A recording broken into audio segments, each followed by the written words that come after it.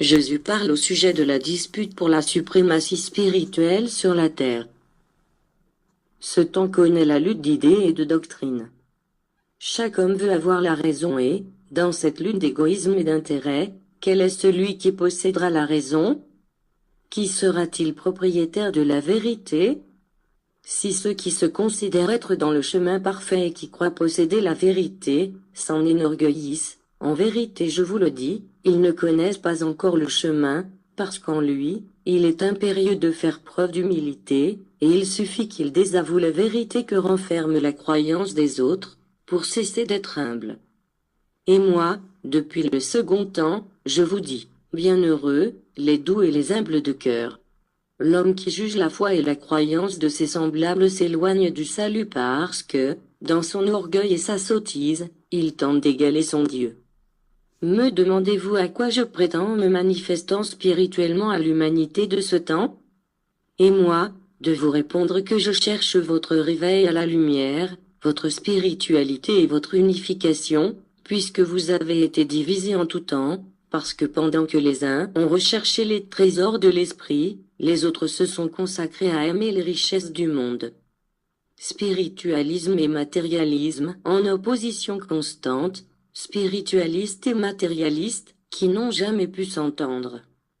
Rappelez-vous qu'Israël, dans l'attente du Messie, quand il eut devant les yeux, se divisa en croyants et en négateurs de ma vérité.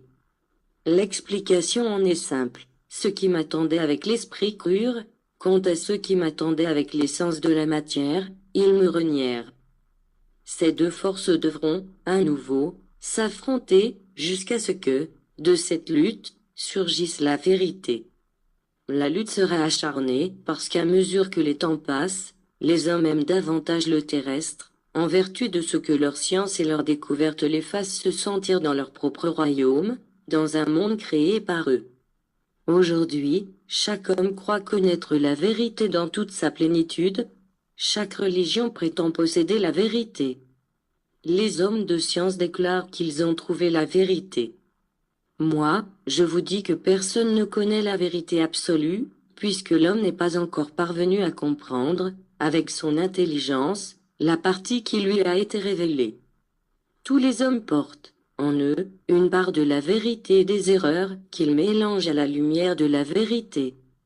Le temps de cette lutte s'approche, celui où toutes ces forces combattront, chacune voulant imposer son idée, mais, au bout du compte, ce ne sera pas le triomphe d'une idée humaine, ni d'une théorie scientifique, ni d'un credo religieux qui prévaudra, mais bien l'ensemble harmonieux de toutes les bonnes idées, de toutes les croyances élevées, de tous les cultes élevés au sommet de la spiritualité, de toutes les sciences mises au service du véritable progrès humain.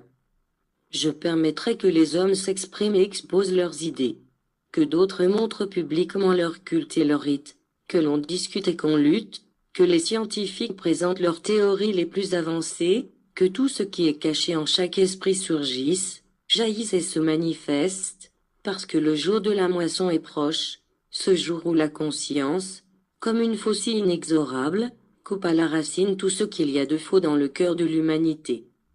Dieu te bénisse abondamment.